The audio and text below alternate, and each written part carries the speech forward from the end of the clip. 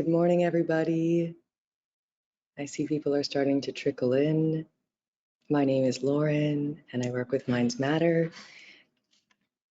The webinar is going to begin in about 4 minutes, so I just wanted to give you some housekeeping information. All of the viewers, the participants, are going to be on mute and no video during the webinar. However, we can see all of your questions if you use the chat function. You can send an email to community@mindsmatter.com if you're having trouble or if you can't see the chat function, and I'll be screening your questions throughout the webinar. And at the very end, after the speakers are complete, I will ask the questions on your behalf. So you can start using the chat function now just to test it out. Say good morning, let me know if you have any questions, and the speakers will be with us very shortly.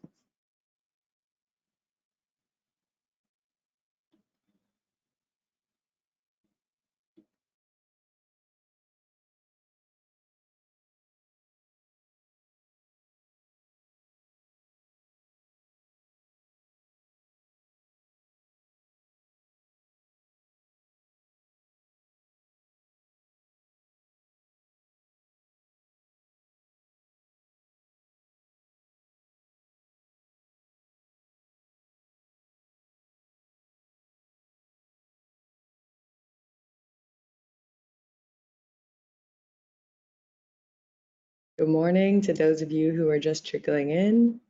Good morning, Carl. Oh, hold on. Let's try that again. I think you were on mute. I was muted indeed. Good morning, everybody. Thanks, Lauren, for bringing us all in, and welcome, Maren. Pleasure to have you with us as well. Morning, pleasure to be here. We'll be introducing Maren just in a few minutes. We'll just give a few more minutes for people to be joining us.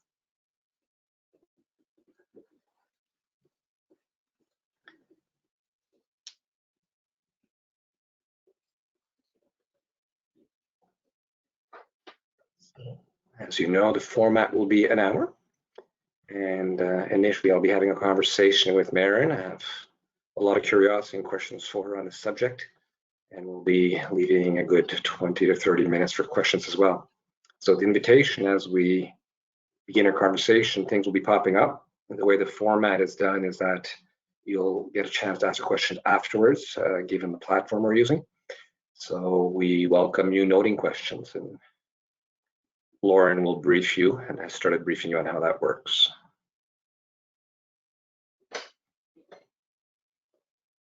Yeah, so just to add to that, for those of you who are just coming in now, the chat function is where you should type your questions. If for whatever reason you're having trouble with the chat function, you can also easily email them to us at community@mindsmatter.com, and I'll be screening those emails as well. We're getting close to the hour. Wonderful to see the level of participation. I've been having a bit of connectivity problems this morning. We hope that won't kick in. It did show up a few minutes ago. If that's the worst case scenario, then Lauren will kindly kick in.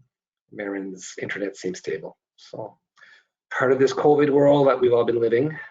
I was mentioning just before we started how I do have a bit of resistance and lack of psychological safety on the technology side. So good test for me this morning. I think a lot of us feel that way, Carl. Absolutely, it's a common emotion to be feeling around, especially at 8 in the morning. Even the computers aren't awake yet. Yeah. So it's 8 o'clock. Let's. Well, I'd like to meet everybody. I think we probably have a critical mass of people. I'd like to introduce myself, and I'll introduce Maren. So my name is Carl Lemieux. I'm the founder and director of Mindsmatter. So Mindsmatter is a management consulting firm. And we have a rather, niche offering where our objective is really helping people leveraging the power of an aware mind. So we'll speak a bit more what that means, an aware mind today, both for personal and organizational transformation. So I'll leave it at that. You can always visit our website to find out more. I'd like to put more focus today on Dr. Maren Gube, And so Maren is an expert in the science of learning. So she's done her PhD from McGill on that subject. So she's worked over the years, over many decades, working with multiple organizations, and more recently has been putting a lot of her attention on the notion of creativity, innovation, psychological safety, inclusion. So we've got a complete bio in the invitation. So I would let you look into that. She's got a prolific background and a great research background as well, which will be very interesting for us. We're talking today about the notion of psychological safety. It's a topic I've often brought into the organizations I'm working with, but talking with Maren over the last few weeks on this subject, I realized how there's so much depth and so much nuance in this concept that, well, this body of knowledge that is increasingly becoming part of the language in many organizations, especially over the last year and a half under COVID, but I think it was also very present before with the pace of change, this famous VUCA world in which we're in, being volatile, uncertain, complex, ambiguous. All that is creating an environment where it's easy to get lost, and where psychological safety could be lessened by it. So I would like to start, if you don't like, Maren, just by asking you what actually prompted you to get interested in this work of psychological safety? How did your path bring you to this? Thank you very much, Carl, and thanks again for having me. Thank you for that great introduction. I almost stumbled upon this sort of semi-accidentally. A number of years, I'm what I call a corporate survivor. I left the corporate world many years ago now, and after that, I became an accidental unschooler, which means one of my children was out of school for almost 6 years, and through that, I became very interested in learning. What is learning? How does it happen? What influences how it happens? So based on that, I realized I needed to go to the source for more information, and went and got first a master's in educational psychology. And after that, I realized I was barely scratching the surface of what I really needed to know about learning, which is how is it that people can be learning and learning the same thing, but some people are able to be creative and innovative with that knowledge, and others just go about sort of regurgitating what they have learned in a very routine manner. So that led me to the PhD. And there I studied exactly what I just said, which is, the things that influence learning so that you can create with what you learn, so that you can access that knowledge fluidly and flexibly. I didn't set out to study psychological safety at all. That was not really part of my vocabulary yet at that time, but I realized as my findings were coming in, I was studying the STEM population, so that's science, technology, engineering, and math, and the students in higher education, and how these different factors influence their creativity. And so I realized there that there were massive gender differences, which is, does not come as a surprise to anybody, but to see that in your own data was very powerful. And not in the sense that there were differences in creativity or in results, there weren't.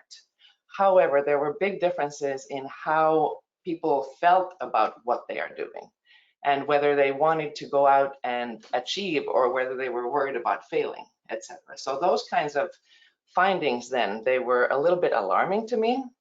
And so then, of course, even post-PhD, I had to keep digging and keep learning. So now I have understood that psychological safety really is at the root of a lot of these issues that we're having with gender differences, and of course, on a broader scale, inclusion in general. Am I hearing in what you were noticing that less psychological safety was leading to less learning, and what impacts were you seeing at that time? Well, what we realized was, what we realized that there wasn't less learning, but the path was very difficult, which over time leads to what we call the leaky pipeline of women in certain functions, in certain areas of society, because it's very, very difficult when you continually have to go in and try to be someone that maybe you're not, when you can't really bring your whole self to work, when you have something called stereotype threat. There are all these, we're not going to go into much detail there, but there's a lot of history on women in math. And a woman could be the most brilliant person in math, but somehow society has given her the idea that women aren't as good as. So there are a lot of sort of internal and society-generated pressures that make it such that people want to leave the environment that they're in because they just don't feel respected, they don't feel valued, they don't feel that they're equal in their ability to make contributions. You see how that drains a lot of energy. You're just, you're sort of fighting against the current. Why don't we, we could imagine what psychological safety is just by the words that are being used. Would you mind deep diving a little bit for the audience, for participants? How do you qualify psychological safety? Bring more nuance to it. Absolutely, with pleasure. I mean, it's talked about so much now that everybody has a general idea in their mind of what it actually means. But before I go into the definitions and who says what and who uses it what way, I have a couple of questions for the audience, just for reflection as we go. I'd like to know, have you ever felt excluded in a social setting? Have you ever felt afraid to ask a question?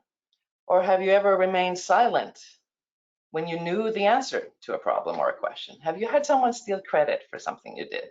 Or have you been ignored in a discussion, perhaps interrupted in a meeting? Have you ever been punished for making an honest mistake? I think a lot of us can put our hands up and say, yeah, absolutely, that's happened to me. And in actual fact, according to this research, 55% of people had this happen to them in the preceding 24 hours. So clearly this is a very, very common problem. And these are the kinds of things that we refer to as breaches in psychological safety.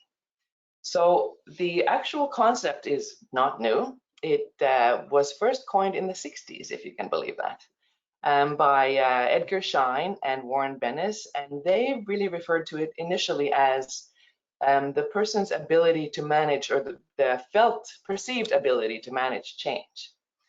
Then it developed into more of an interpersonal situation or interpersonal concept with William Kahn in the 90s, who talked about it as the ability to have trusting and supportive relationships at work.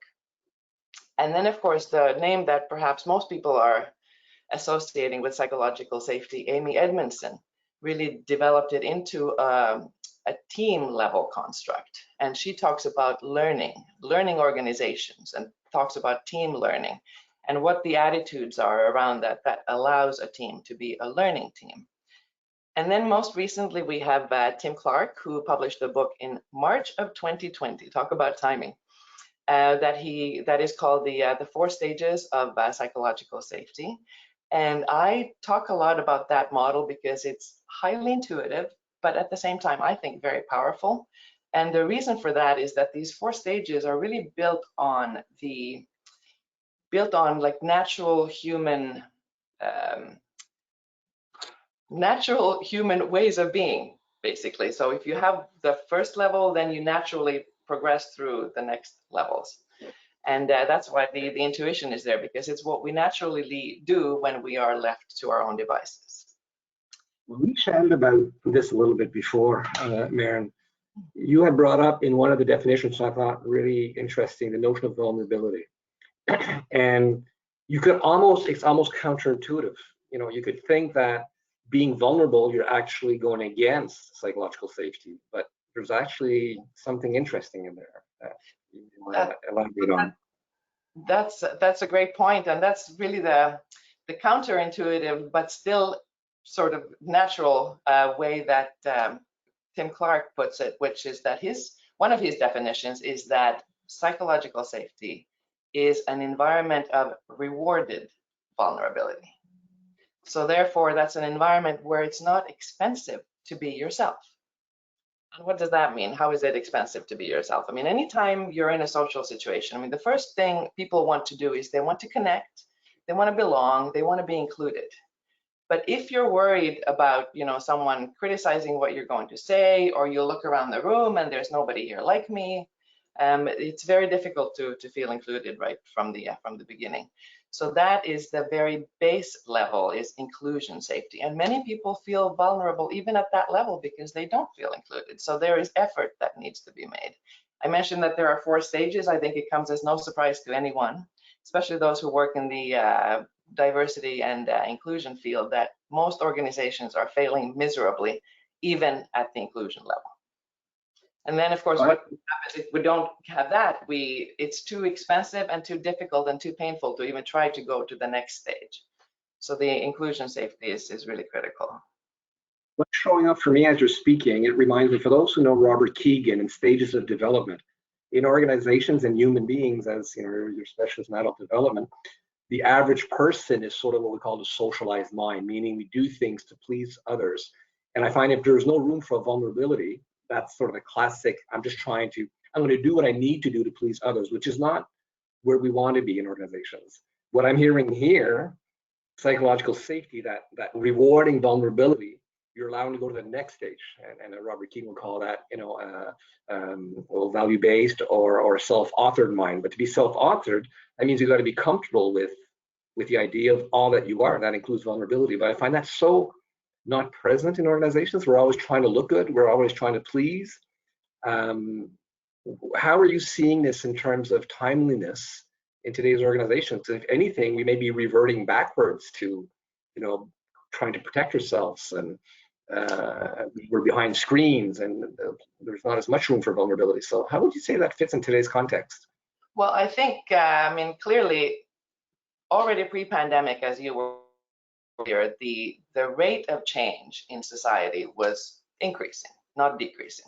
So now, in addition to this crazy rate of both technological and societal change, we have ongoing uncertainty, severe uncertainty. And of course, uncertainty plays with our brain, and maybe we'll get into the neuroscience a bit after. But from an evolutionary point of view, our brains are designed to keep us safe. They are not designed to keep us performing in organizations or performing wherever we are. They're really designed to keep us safe. So that means that wherever we are, whatever the uncertain situation is, there's this continual threat detection that happens. And based on that threat detection, based on what we see, we decide whether we're going to feel safe and contribute, or whether we're going to feel unsafe and withdraw from the situation. And that threat detection is really all about whether that vulnerability is punished or rewarded. So for example, I might be in a meeting and I might be asking a question, which already in itself is an act of vulnerability, because if I ask a question, I'm admitting that, whoa, wait a second, there's something I don't know, right? So already something as simple as asking a question. So now, not just myself, but everybody around the table is going to be subconsciously thinking, okay, how is this question going to be responded to? If somebody looks around and notices that the CEO at the end of the table is rolling his or her eyes and maybe, drumming their fingers on the table and whatever, maybe not even that obviously, but there are many very subtle signals that the brain is very, very efficient at picking up. And those kinds of signals are what determines whether we go forth and contribute, or whether we just keep it to ourselves and stay silent in the meeting and don't ask that question next time it comes up.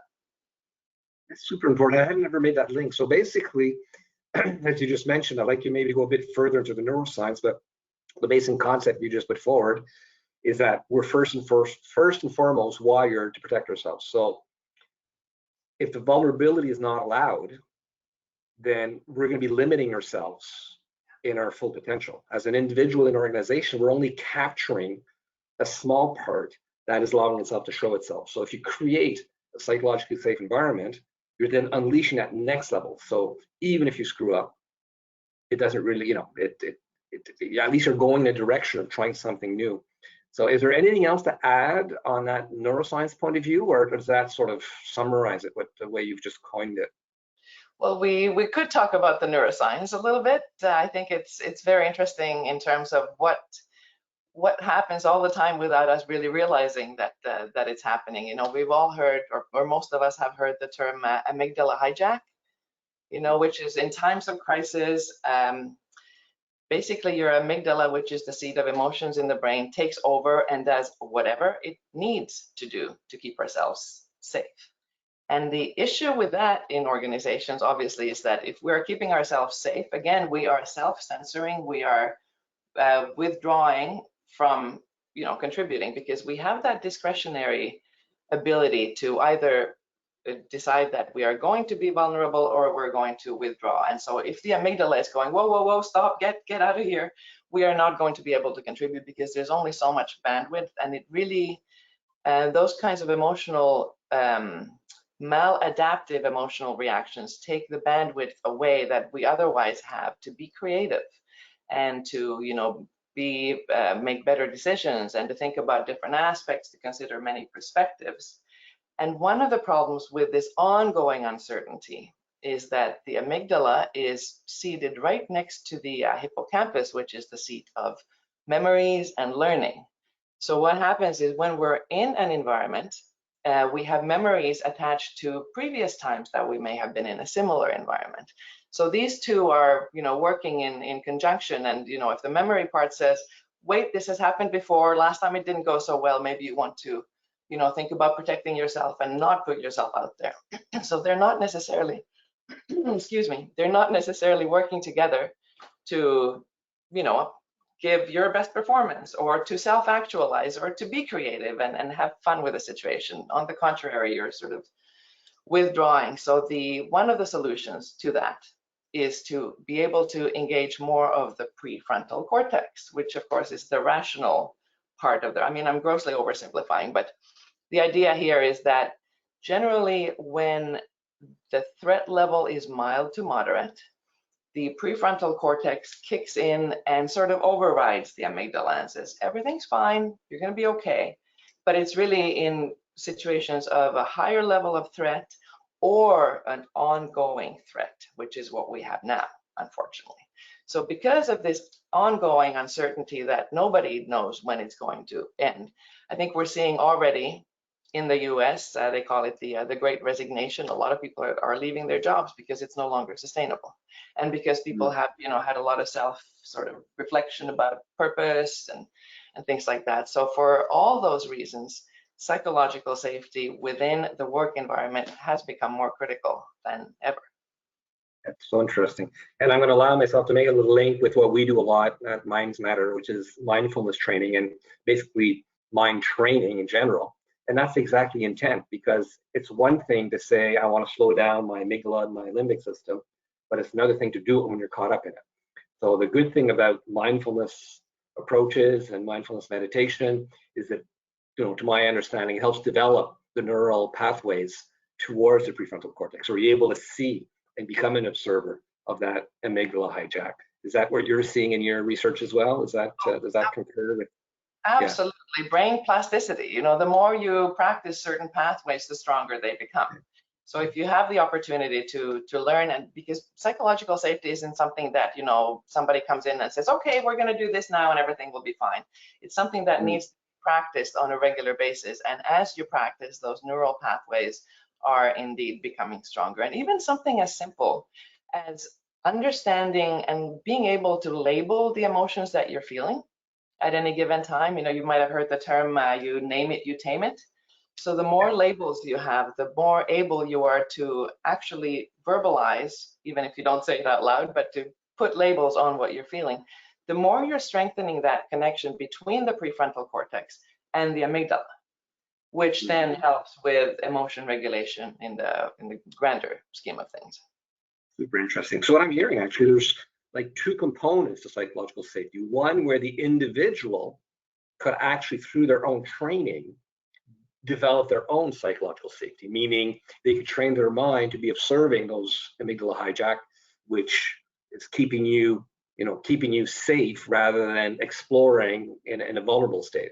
Because if I understand correctly, to be vulnerable, I don't think the amygdala likes that too much, if I'm not mistaken. So if you don't train the amygdala, if you don't train to be comfortable with vulnerability, you won't go there. So you'll stay in that little box. You'll stay in what you know.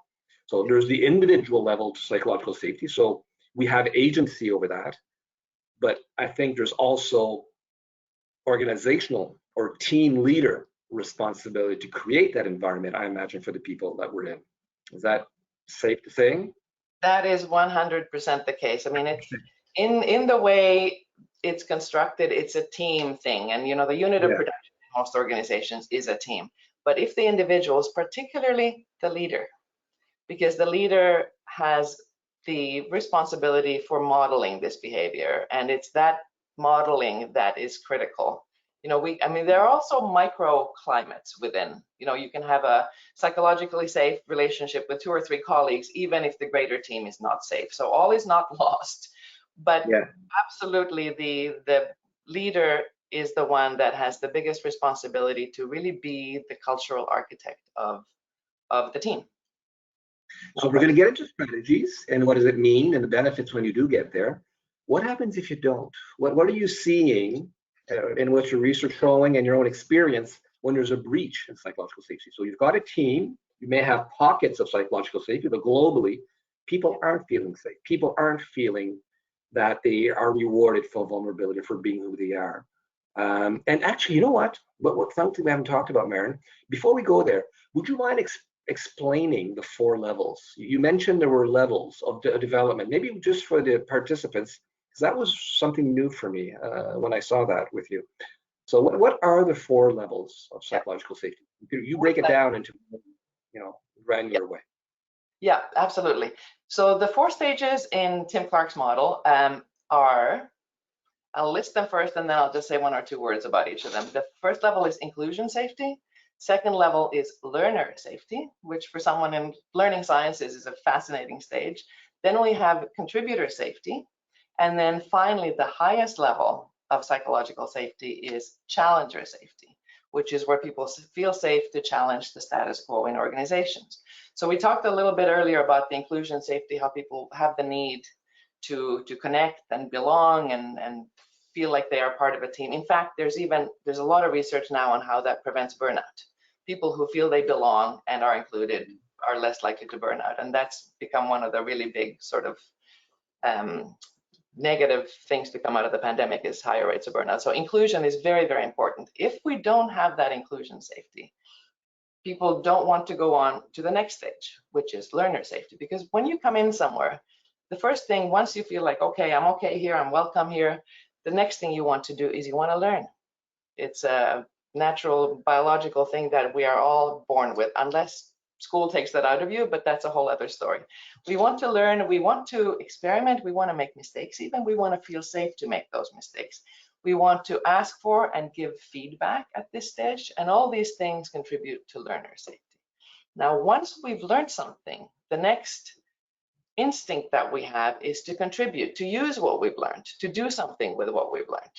So that's the contributor safety level. And at this level, simply you want to feel safe to apply what you've learned, to do your job, basically, in simple organizational terms. And you need some autonomy to be able to do that, to contribute. And finally, once you've been doing that for a while, once you feel safe at this level, you start seeing things that might need to be improved or changed. You might have some suggestions. And that's where the challenger safety level comes in. Because, you can keep contributing at the status quo, but nothing will ever change. And so one of the big risks in organizations today is, with everything changing so quickly, it's imperative that we have that adaptability and flexibility to meet the changes in society, so that our organization, our products, our services keep up and are actually meeting the needs that are out there today, because they're changing so quickly.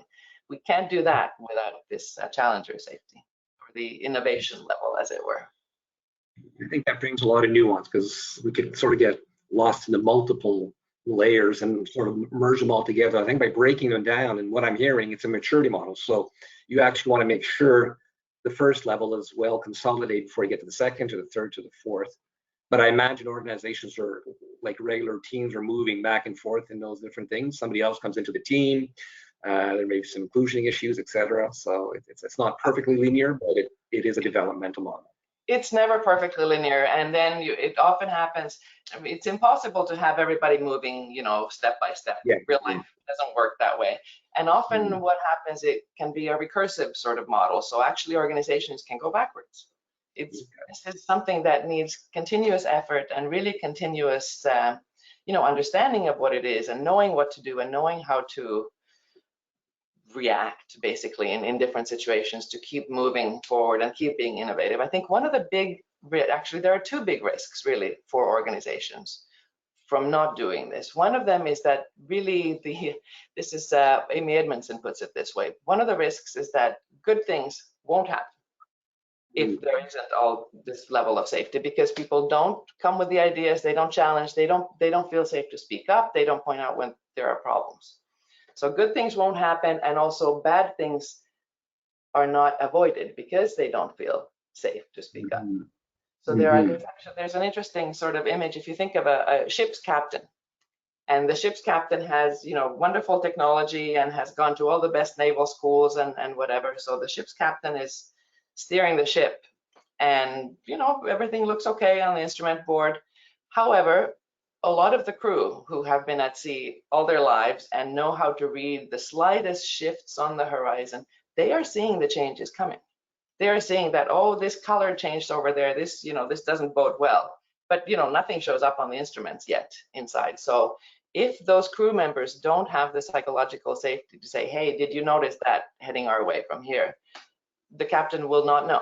And often, this rogue wave or whatever happens to be developing over here can come and swamp the ship before the instruments really have caught up and alerted the captain that it's time to change course now. So those are the two risks. Good things won't happen, and bad things are likely to get to a level where they are causing problems. My curiosity brought me in a whole bunch of directions we hadn't really anticipated, and I'm just looking at time right now. So we just talked a little bit about the costs. I think there are more than that, but I think we could leave it at that for now. I think the benefits may be self-explanatory, but you want to just bring maybe a few benefits that maybe we haven't talked about, if they come to mind. If not, we could move into the strategies. I know a lot of people probably want to know, how do we actually do that?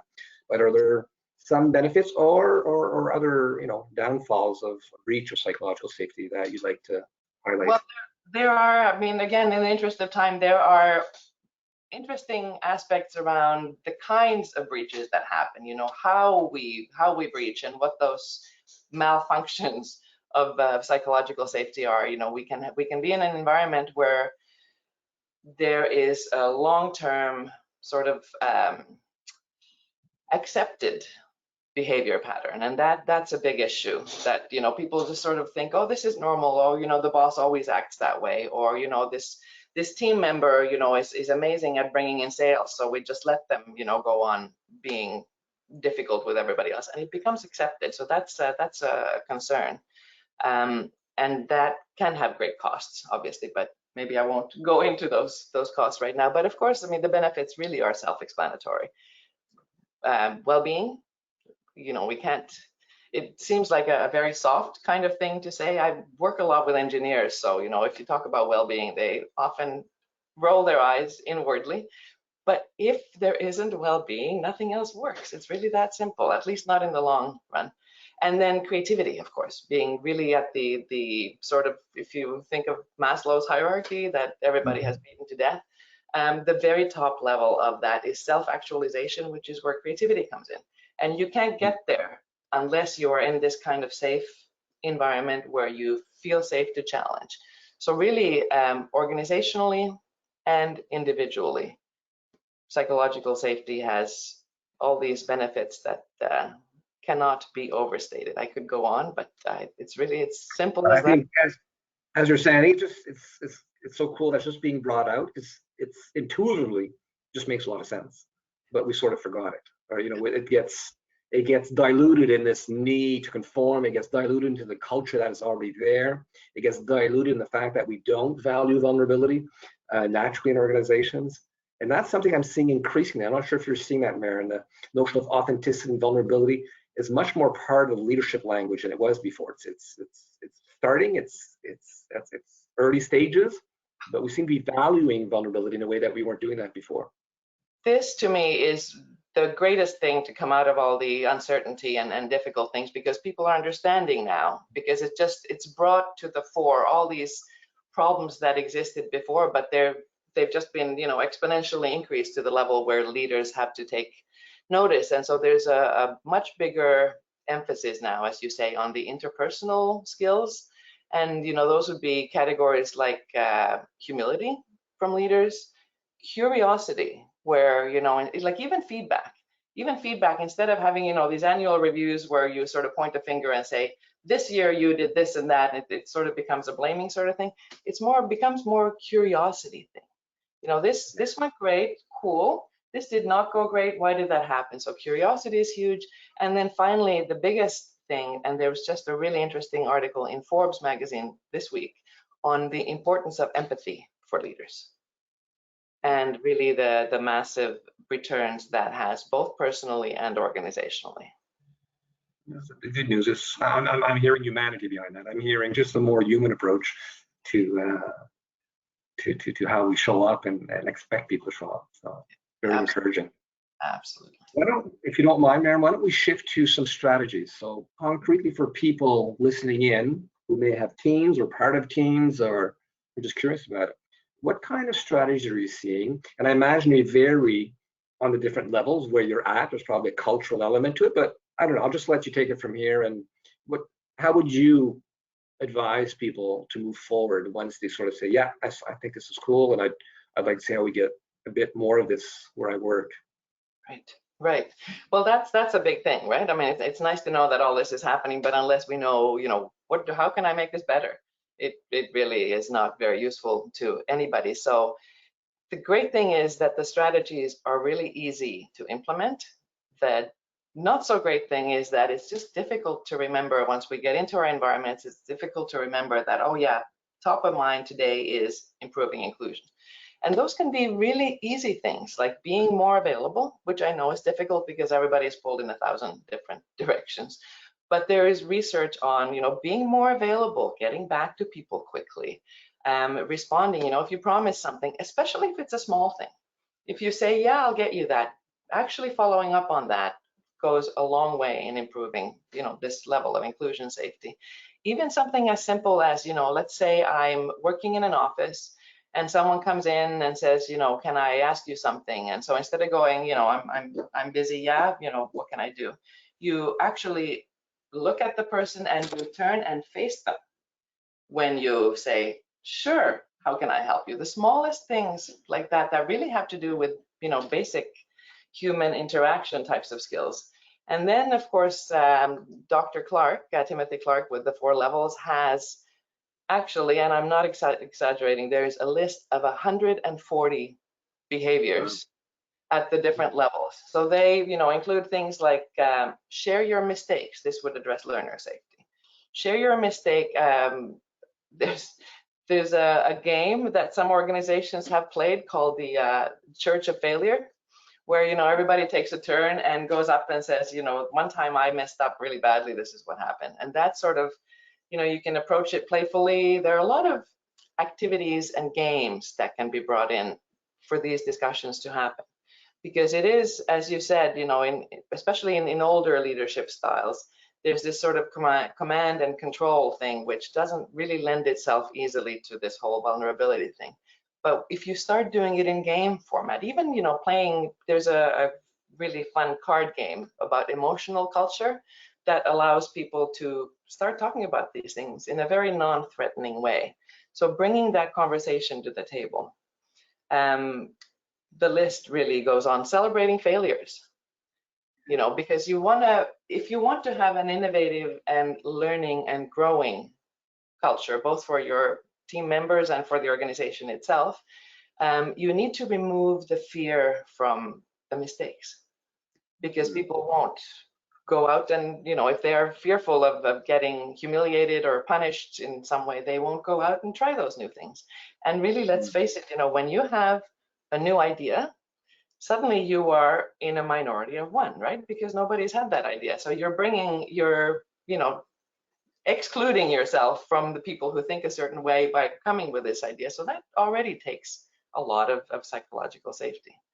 So removing the fear and, just really removing any possibility of shame or humiliation or embarrassment in those types of settings also goes a long way. Well, as you're saying, with 140, we'll be putting in reference, by the way, for the people that are participating right now, we'll be sending out an email and we'll put some references. And what you've just talked about there, there's 140 behaviors, and we know that just adopting one of them could probably make a difference. So we have probably 140 years ahead of us of practice to go in that direction. Keep doing it. And another one I just want to add here that a lot of people don't do is ask for help. Yeah. Just ask for help, because indicates, first of all, that the asker is human and doesn't know everything, and secondly, it conveys this feeling that I value input that other people could bring. Asking for help is such a basic behavior, and most of us don't do it nearly enough. It just, what comes up to me so strongly is my bias around self-awareness, self-management. So, recalibrate me if I'm overstating this, but isn't that sort of the foundation to show up both as a leader, but also to show up as a team member? Don't you have to have quite a bit of self-awareness to be able to notice when you're being hijacked, to be noticed that you're putting yourself outside of the vulnerability zone?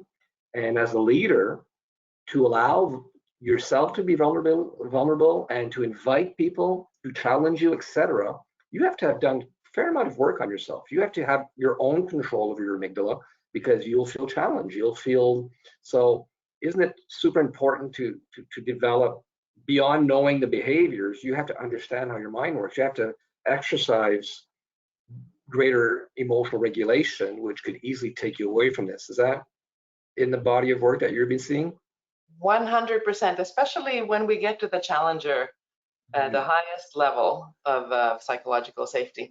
What does happen a lot is that when people are challenged, they feel it as if they are being challenged rather than the situation being challenged. And it can be very threatening for a lot of people. So that's one of the difficulties is, the leaders have to understand that in themselves, as you said, self-awareness, work on that, but manage the situation so that it doesn't become personal. And really that requires understanding our own biases, understanding the assumptions that we work on, and there are so many aspects of self-awareness that are really, really critical for that level of psychological safety. I would have tons of other questions. I find it a fascinating topic, but given the time we have, I would like to reach out to the participants. If questions had been emerging, I've been lucky I could ask my questions when they emerge, but some of you may be getting eager to get some answers to some of yours. So Lauren, if you don't mind kicking in, if there are some questions that have showed up, if not, please formulate them in the question box. And yeah, if there are any, we'd love to hear them. And if not, I have plenty. And Lauren may have some as well. So what is showing up, Lauren? So I have a question here. Someone has asked, Maren, you mentioned the fact that leaders have a particular responsibility to cultivate psychological safety on their team. There's a specific power with leaders. I'm sort of reframing how this question is asked, just so that it's clear for everybody. But what about the sort of norm creating power that each of us have as peers to cultivate psychological safety on our teams?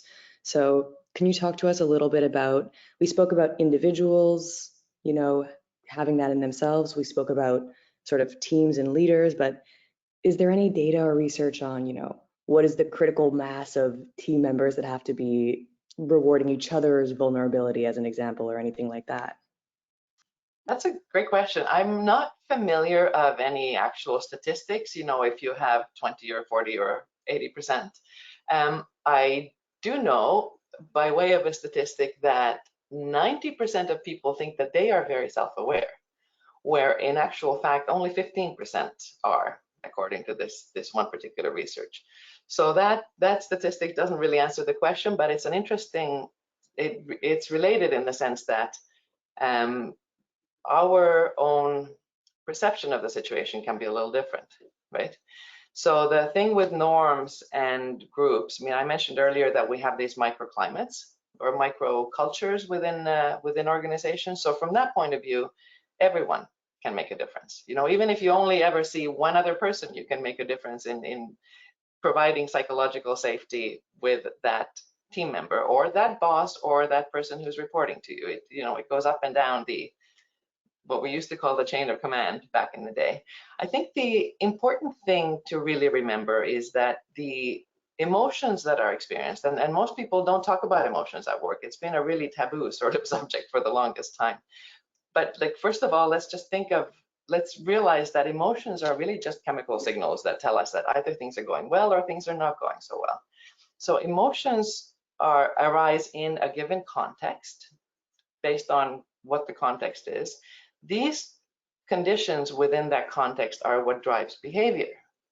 And so then behavior in itself is what drives performance. And that is really the underlying sort of process by which culture is built, if that makes sense. I mean, a pattern of thought or behavior in one individual is really a habit.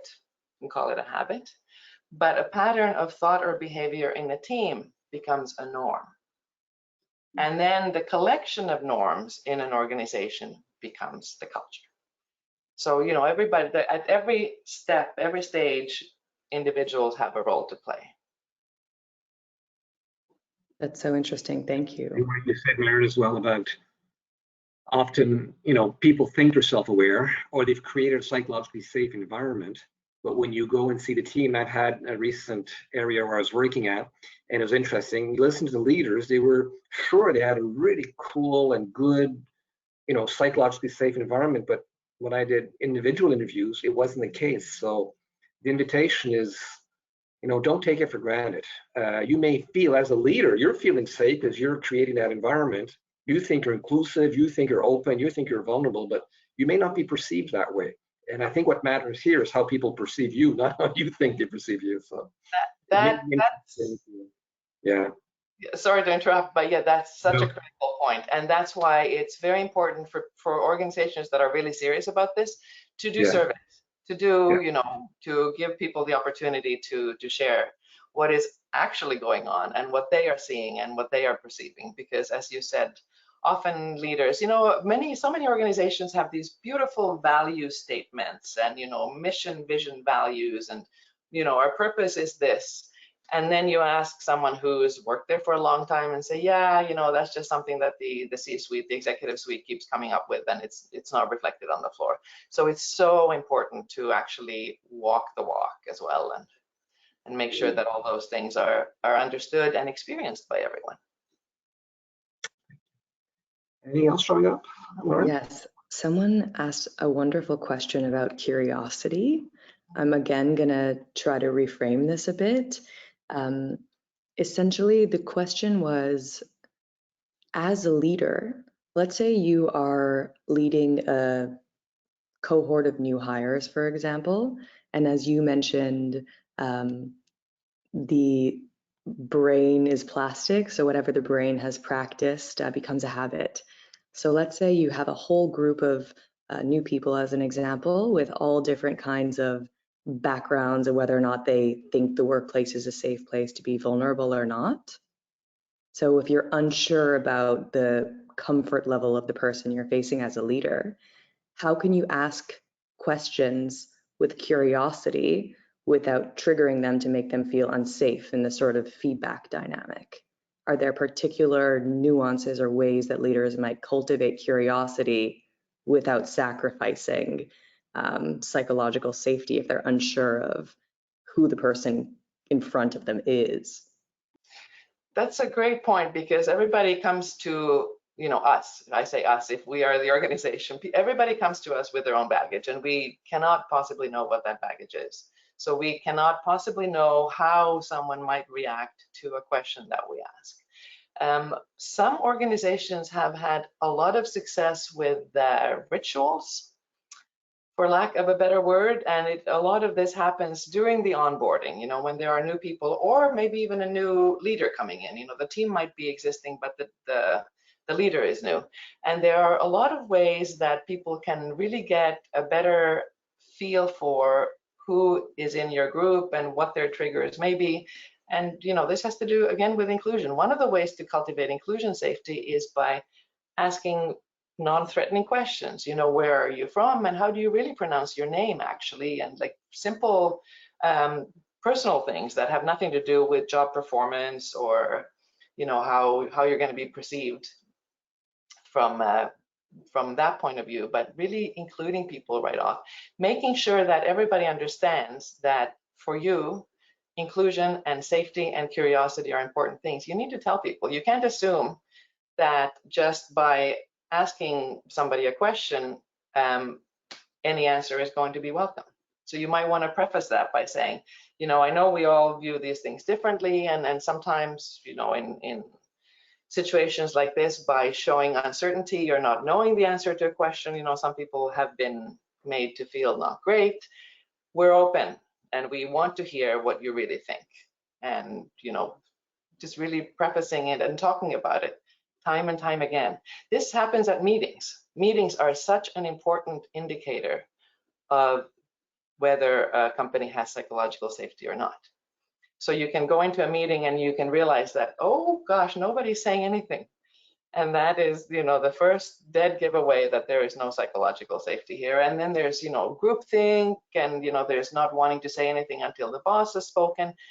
Meetings are a great place to explain that we are open, we are inclusive, we support curiosity, we support challenges.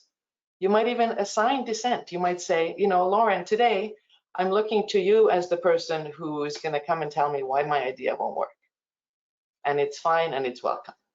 So you need to verbalize it and be really clear that really this is how we do. And if that has not been the case in your organization, it can take some time for that shift to happen. Thank you. Thank you. I see another question's coming in about, can you give more examples of the costs of breaches of psychological safety, if you have any more specific examples around that? That's great, actually, because there was a study that's quoted by Tim Clark in his work. It was a study by McKinsey Group. And they found that when there has been a breach of psychological safety, almost half the people intentionally decrease their work effort.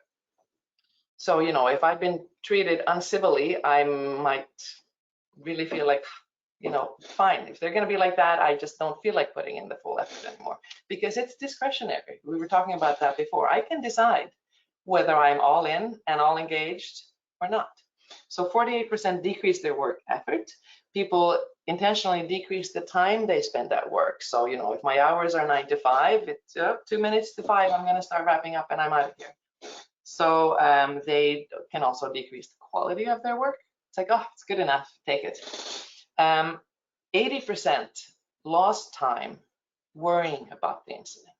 So there's emotional energy that's being spent. There's brain bandwidth that's going to worrying about this rather than, you know, something constructive and fun and curious and, you know, growing that would move things ahead. I think one of the things that a lot of people don't realize is that this whole employee experience, how people are treated at work, whether they have psychological safety or not, is also a direct driver of how customers are treated. And so there's data on that as well. Over a quarter admitted that they would directly take their frustrations out on the customer, not just indirectly by, you know, decreasing the quality of the work and so on, but they would, especially, you know, if you have a client-facing role, they can take it out on the customer. So, and, you know, there are others, but one of them is that their commitment, 80% said that their commitment to the organization declined. So it's expensive. And we know the level of engagements are at a very low level, and that could explain a lot of it, like I'd imagine. What I'm hearing from this as well is, I think we're at a time, like there's so much pressure in organizations right now, and can, you know, ambiguity with everything that's going on. Naturally, like we're at crossroads, because we know it will hijack the brain to go into safety mode. Yet we're at a point where we've never needed so much psychological safety to re-engage people. So left naturally, we're sort of heading into one. But if you actively approach this, which is to know, you know, just what you brought today, I think is so relevant. But you have to orchestrate it, because it goes against the grain. What I'm hearing, it goes against your natural reflex to protect yourself, and to some extent, an organization protect itself. So it requires a shift in your mindset, I would imagine, to go in that direction, and a conscious desire and effort to train individuals to manage the emotional, you know, potential for taking us away from it, to protect yourselves. Absolutely, it needs to be intentional, I think, to wrap up what you said. absolutely needs to be intentional. It doesn't happen by itself. I mean, some people have sort of a natural level of empathy and whatever, which is nice, but that's not what an organization needs. You need a program almost. You need to have people understanding where they are vis-a-vis all this and what they can do specifically.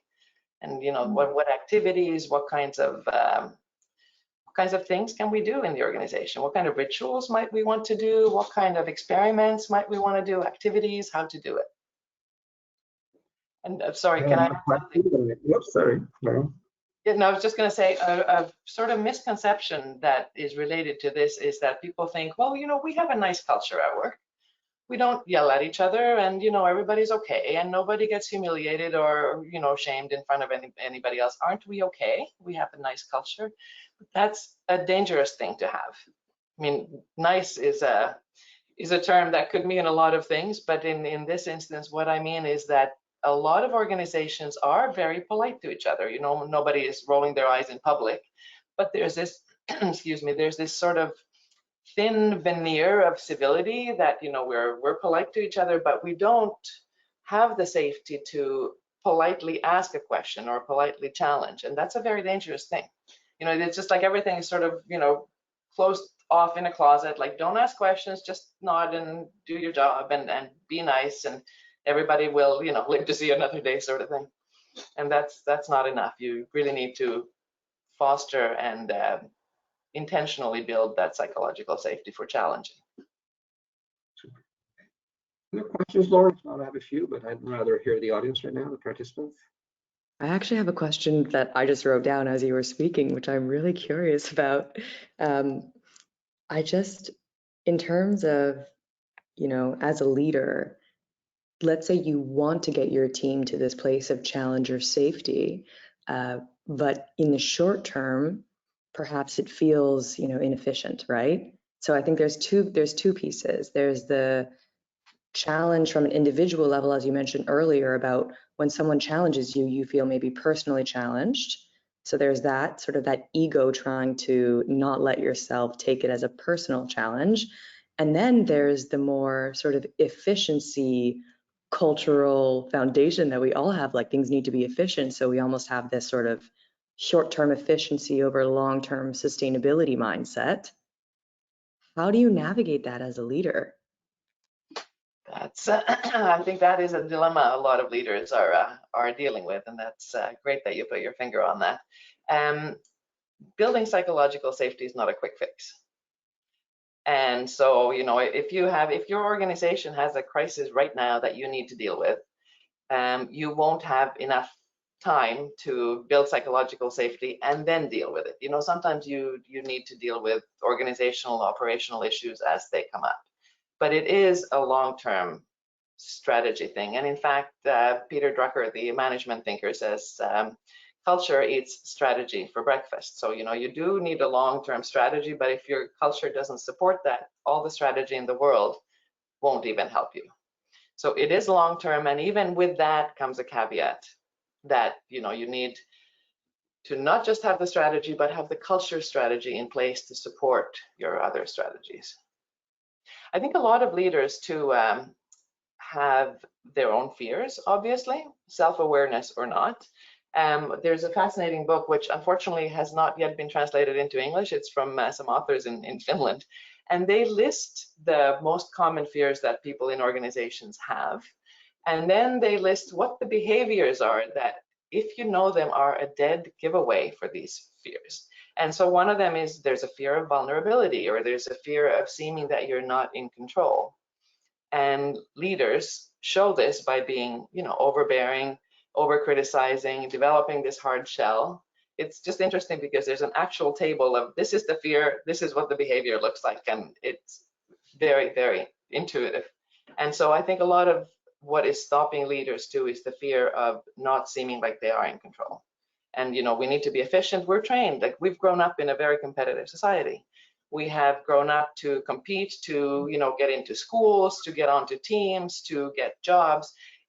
We're surrounded by competing and comparing. And if someone else isn't doing that great, well, maybe that opens the opportunity for another person to jump in and sort of take advantage of that for their own selves. But there's a mind shift that needs to happen really around, it's not all about competition and, sort of out elbowing other people. We get a lot further with collaboration and creativity, and that diverse creativity and those diverse viewpoints. But in the long run, not today, not tomorrow. I've seen a matrix that you've probably seen, Maren, where on the one axis you've got performance, and on the other one you have psychological safety. So if you don't keep, what I call healthy performance, if you don't keep your focus on the performance angle, so what's our intent, what's our direction, what are our KPIs? I think if I could say the older management systems are still relevant, but we're adding a layer around psychological safety, because it used to be to the detriment of psychological safety. It's not one or the other, it's one and the other. Because if you only have psychological safety and no focus on performance, then you'll have apathy to a certain extent. People will be happy, but there's no direction. And we know you can have just as much stress when you don't have the sense of advancement. We don't have the sense of purpose and of movement. So I think both go together. It's just, unfortunately, in the past, I think we've underestimated the importance of psychological safety to the detriment of economic performance. Does that make sense? I completely agree. And you also made a very good point in that, it's just having psychological safety actually doesn't even make sense, because psychological safety includes the whole challenging and wanting to do new things and wanting to create and wanting to apply what we know and have learned to move ahead. And to do that, you need to be psychologically safe. So it's not just that, everybody sits nicely at their desk and, we're all happy. There's a lot of, it's a very dynamic process, and absolutely supports performance. Performance is critical. Looking at time, 3 minutes left. I do want to take time to thank you, Maren. Such a pleasure. So articulate, so nuanced. We sense that there's a lot of mastery of its nuances, and I know I learned a lot. I'm sure participants have as well. So it's an honor to have you with us this morning. I also want to thank Lauren for the wonderful moderation that you've done and joining us. You may have a few closing words as well, Lauren, but for participants, thank you so much for being with us. It's a great attendance. We hope this was useful for you. We will be sending out an email with both the recording. Some participants couldn't make it, but you may want to share it. You're welcome to share it. And we'll put a few references in there. We do these regularly. We do these monthly. Next month is a hybrid, a different version. We'll have Michael Bunting, who's the author, a very well published author who wrote The Mindful Leader, among other things. And he'll be talking about emotional exhaustion, which I think is a consequence of maybe deficient psychological safety in organizations. Maybe one variable among others, but I do think they're correlated. So you're welcome to join us on that one. That'll be on October 7th in the evening, because he's from Australia. So 4 to 5, and we'll be sending out information on that. After that, our next regular Breakfast and Learn will be in November, and we have the pleasure of having the Quebec Ubisoft studio with us on cultural transformation. So we'll be announcing that possibly in a day or two to come. Am I missing anything, Lauren, in terms of end of session comments or announcements? Yeah, I don't think you're really missing it, but I just wanted to reiterate again what I said earlier. If anybody has any questions, even after the webinar, feel free to email community@mindsmatter.com. If you have questions specifically for Dr. Gube, you can also email community@mindsmatter.com, and we will forward them her way. Yeah, it's a psychologically safe space, so ask anything you'd like. And thank you all for joining, and I hope everybody has a wonderful rest of their Friday. Have a wonderful weekend, everybody. Again, thanks to all. Thank you. Bye-bye.